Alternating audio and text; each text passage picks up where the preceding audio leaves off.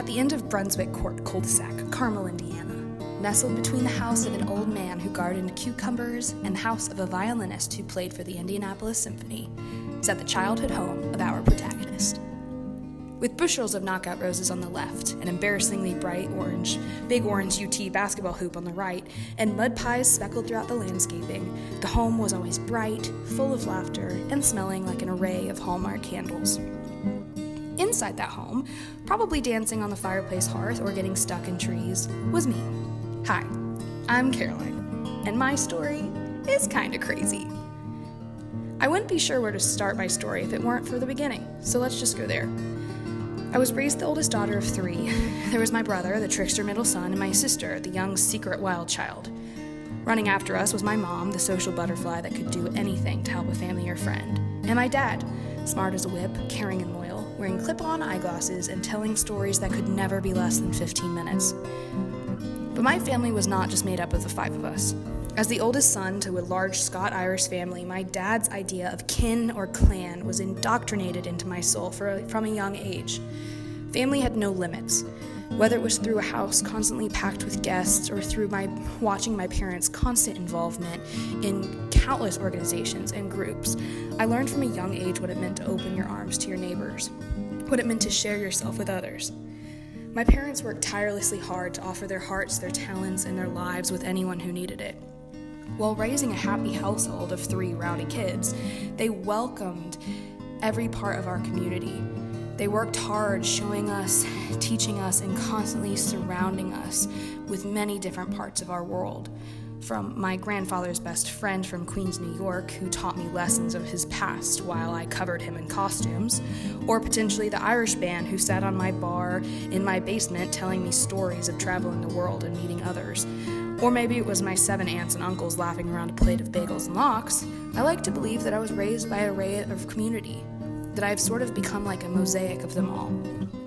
When you're at a young age, especially when all that you've ever known, you don't really quite take a moment to see your life from the outside, understand how you're growing or how your environment changes your world.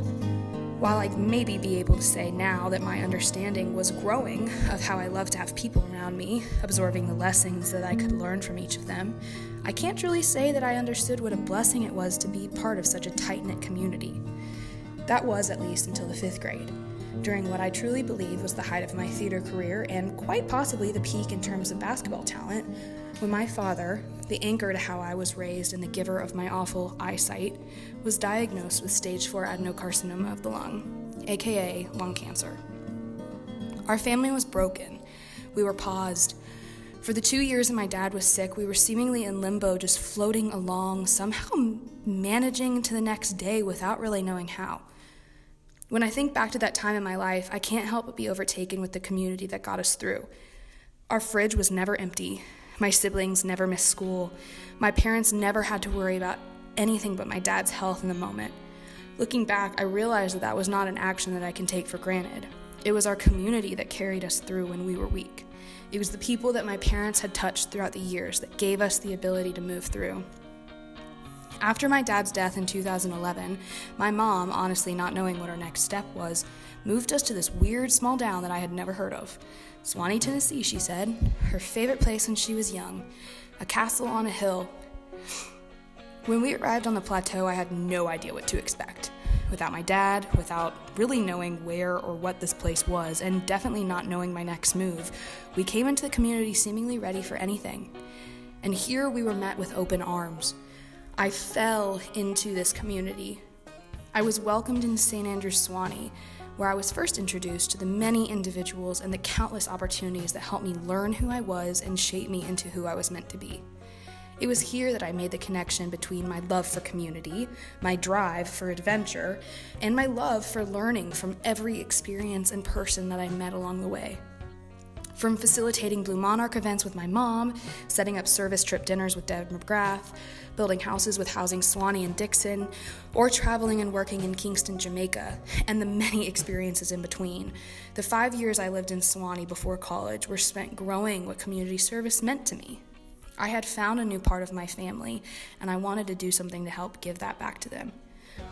I understood what an impact individuals had on who I became.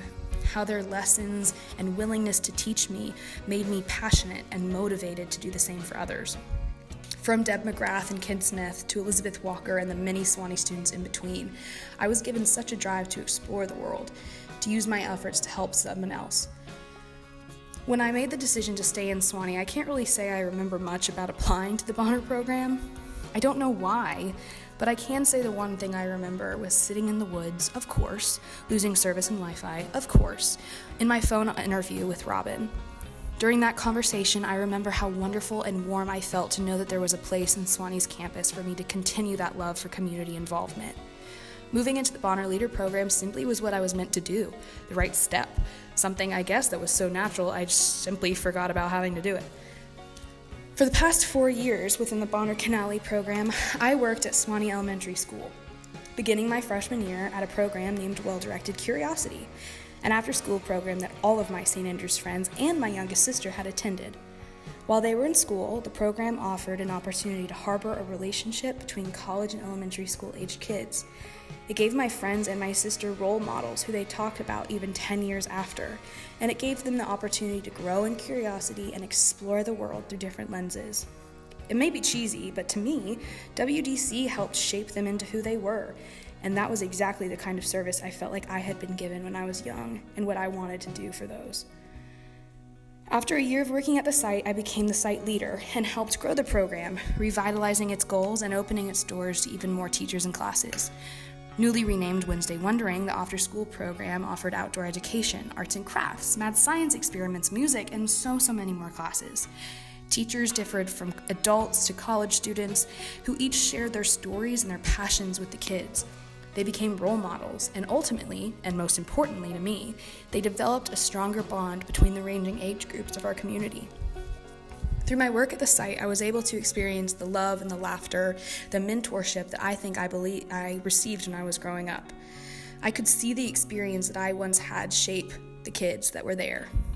While COVID-19 ended up ending my partnership with the site, as online teaching, of course, was too difficult to get started for the program, I'm proud of the small adventures that we gave to the kids. From singing group songs in the quads, to going to Christmas tree lightings and baking cookies, catching salamanders or learning about trees, I'm proud of the curiosity that we influenced. And most important, I'm proud of the community that we helped shape.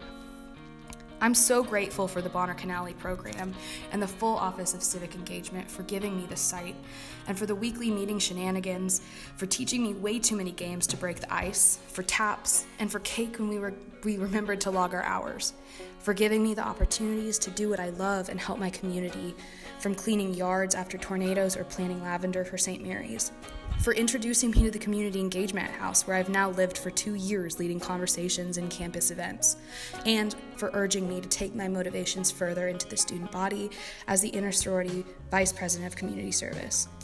I thank the program for being my home, for building me up when I definitely should have been knocked down, aka when I didn't turn in my hours on time, and most importantly, for giving me some of my best friends in the entire world. This community has become my family, and I'm so proud for the ability to letting me give that back.